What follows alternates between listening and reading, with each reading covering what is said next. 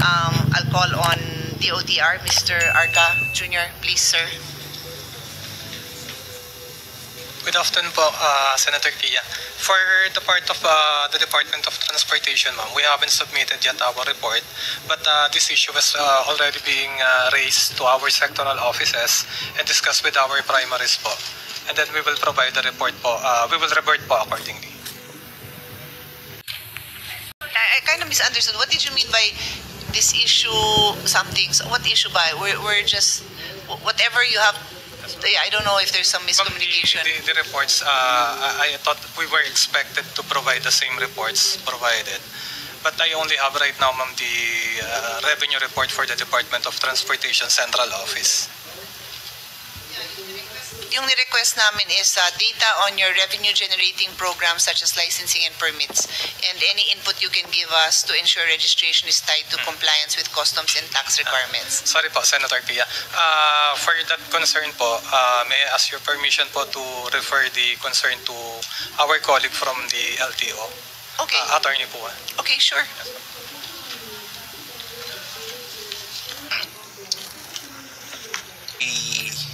We're not able to prepare a report, but I have here with me our actual revenue collected for 2025 compared to revenue in 2024. So our target revenue for 2025, Madam Chair, submitted to the DBM is 34,295,415,000 pesos.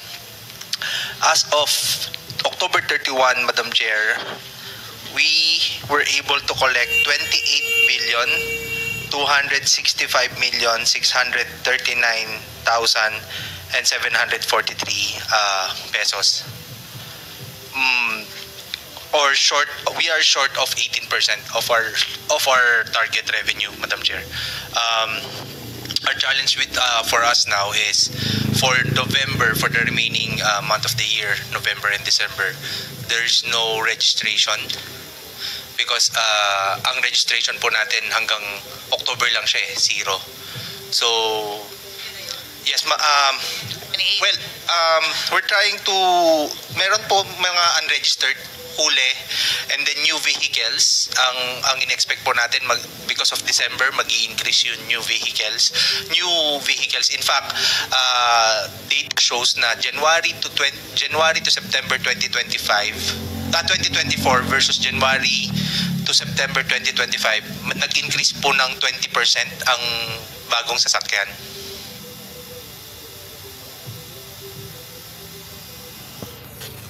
Reason? Do you know why you're short? There are several reasons, Madam Chair. Number one, marami po tayong cancellation ng mga pasok because of flood, yung mga earthquakes. Tapos pangalawa po, ang majority reason here, Madam Chair, is the 10 years driver's license. Meaning, so na-front load yung license, yung pag-register nila kasi 10 years? Kasi po ginawa po natin na 10 years yung driver's license natin noong 2019 pursuant to a law. So lahat po ng karamihan po ng mga existing noong time na yon, nabigyan na po sila ng license hanggang 2030, 2031, 2032. Every 10 years may bugso yun, parang ganon. Yes po, Madam Chair. Kaya tapos yung since the passage of that law, naging 5 taon po ang lisensya. Dati po kasi 'di ba 3 years lang. Every 3 years nagre-renew. Ngayon po 5 years tapos susunod 10 years. Nakita po namin yung drop. Nagkaroon po ng drop since for 2024, 2025 po, 68% drop po ang driver's license. If I may get the for that reason, or did after 29 law, every year after the law was passed, consistent yung drop nun kasi you only have new driver's license applicants that are registering, di ba? Applying. Yes, Madam Chair, meron pa rin po kasi ng 2019. So 3 years, meron pa silang 3 years, so 19, 20, 21, 22. So ngayon po siya, ngayon siya nararamdaman. In fact, last year po naramdaman namin siya, pero hindi ganun kataas yung drop. Ngayon po, sobrang laki po nung drop. If I may just check the records, Madam Chair.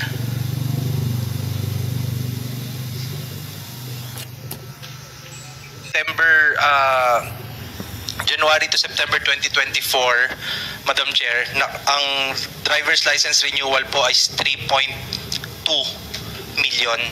Pero for January to September 2025, 1.2 lang po yung driver's license renewal. Kasi ibig sabihin po, karamihan po ng mga license 5 taon na po yan or 10 taon na po. So we expect po by next year tataas, and especially by 2030, 2031, 32, dun po yung bugso nung karamihan ng renewal, Madam Chair.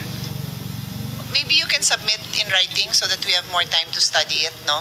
And then in the next hearing, or if may clarification lang yung team ko, they'll just ask you to a meeting.